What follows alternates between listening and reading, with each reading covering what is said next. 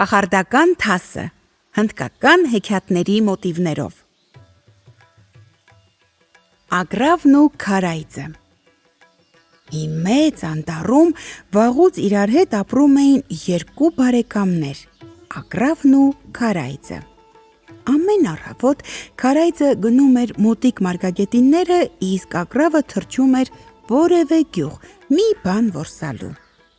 Մի անգամ, երբ քարայծը մենակ մնաց, հանդիպեց Չաղկալին։ Չաղկալն ասաց. «Բարի օր, սիրելի բարեկամ, վերջապես ես քեզ հանդիպեցի»։ «Դու ով ես և ինձ որտեղից ես ճանաչում»։ հարցրեց քարայծը զարմացած։ «Քո և ագռավի հիանալի բարեկամության մասին ամբողջ անտառը գիտի», պատասխանեց Չաղկալը և ձևացնելով, թե արցունքներն է սրբում, տրտմեց. «Իսկ ես բոլորովին մենակ եմ, թույլ տուր քեզ հետ ընկերություն անեմ»։ Քարայծը հավատաց Չաղկալին ու ասաց. «Լավ, համաձայն եմ, գնանք»։ Երբ նա Չաղկալին տանում էր իր բնակարանը, ագռավը զարմանքով ասաց. «Էդ ում հետ ես ճամփա գնում, բարեկամ»։ «Սա խեղճ Չաղկալն է, բոլորովին մենակ է, թող նա էլ մեզ ընկեր լինի»։ «Լավ, թող լինի», համաձայնեց ագռավը, և նրանք ապրեցին միասին։ Պատահում էր, որ Չաղկալն ու քարայծը մնում էին մենակ։ Այդ ժամանակ նենգ Չաղկալը անվերջ մտածում էր, թե ինչպես քարայծի գլուխն ուտի։ Եվ ահա մի անգամ նա քարայծին ասաց. «Ուզում եմ քեզ ուրախացնել, սիրելի բարեկամ, այստեղից քիչ հեռու ցորենի մի կանաչ արտ եմ գտել, գնանք այնտեղ և դու կհամոզվես, որ ես միշտ ուզում եմ քեզ լավություն անել»։ Չիմանալով գլխին գալիք փորձանքը, քարայծն ընկավ Չաղկալի հետևից ու գնաց։ Շուտով նրանք հասան ցորենի արտը։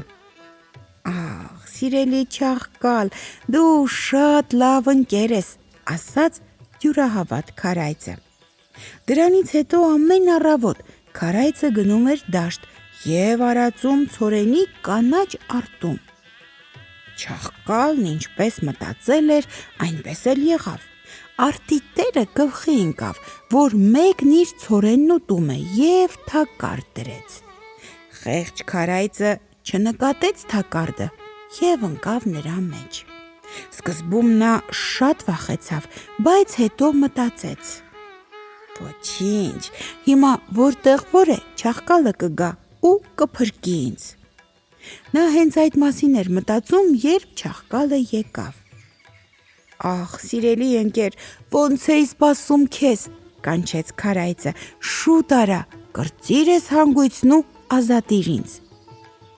Չաղկալն առանց շտապելու մոտեցավ թակարդին, նայեց հանգույցին ու ասաց. «Բայց դու մոռացել ես, քարայծ, որ այսօր իմ ծննդյան օրն է։ Պետք է իմանաս, որ այդ օրը ես բոլորովին չեմ աշխատում, մի քիչ սպասիր, վաղը կգամ, քեզ կազատեմ»։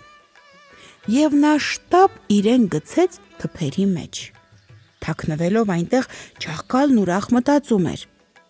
«Ամեն ինչ եղավ այնպես, ինչպես ուզում էի։ Հիմա մարդը կգա, կսպանի հիմար քարայծին, միսն ու մորթին կտանի իրեն, իսկ փորոտիքը կմնա ինձ»։ Այդ միջոցին դաշտի վրայով թռչում էր ագռավը։ Տեսնելով ընկերոջը փորձանքի մեջ, նա իջավ գետին և կանչեց. «Մի վախենա, հիմա ես կգտնեմ Չաղկալին, նա շատ հեշտությամբ կկրծի այդ հանգույցը»։ «Իզուր, մի չարչարվիր», ասաց քարայծը վշտացած։ «Ես արդեն խնդրեցի նրան օգնել ինձ, բայց նա չցանկացավ։ Նենգ Չաղկալը իմ մահվանն է սպասում»։ Հենց այդ պահին ագռավը տեսավ, որ հեռվից մարդ է գալիս։ Նրա թիկունքին օրորվում էր մի մեծ աղեղ։ «Դու սուտ մեռուկ դիր», շշնջաց ագռավը քարայծին, «և հենց որ կլսես իմ կռկռոցը, վեր կաց ու փախիր»։ Հազիվ էր քարայծը ոտքերը մեկնել ու պառկել, Մարդը հասավ թակարդի մոտ, տեսնելով սատկած քարայծին, նա ուրախ բացականչեց. «Այ թե ով է տրորում ի մարտը, հիմա կտեսնենք, թե սա ինչ պտուղ է»։ Եվ աղեղը դնելով գետնին, նա օղակը հանեց քարայծի ոտքից։ Դուրս քաշելով դանակը, արտիտերն արդեն ուզում էր անցնել գործի, երբ հանկարծ ագռավն իջավ նրա գլխին։ Ագռավը կծահարեց մարդու գլուխը և թռավ ու նստեց մոտիկ թփին։ Մարդը փայտն առավ ու վրա հասավ թռչունին, բայց ագռավը նորից թռավ ու իջավ ցորենի մեջ։ «Ախ դու անպիտան թռչուն», բարկացած կանչեց մարդը, «սպասիր դեռ, իմ ձեռքից չես պրծնի»։ Այդպես խոսելով նա խորացավ արտի մեջ և ուզում էր խփել ագռավին, բայց ագռավը ճարպկորեն խուսափեց, նորից թռավ մի կողմ ու բարձր կռավեց։ Այդ ժամանակ քարայծը վեր թռավ տեղից ու որքան ուժ ուներ, փախավ անտառ։ Մարդը ագռավի հետևից ընկած չիմացավ, նույնիսկ չնկատեց, որ հեռացել էր իր արտից։ Երբ չաղկալը նայեց թփերի միջից, շատ զարմացավ։ Ինչ եղավ մարդը, ինչու չի երևում քարայծը։ Մոտենալով թակարդին, չաղկալն ընկավ մարդու գցած աղեղի վրա։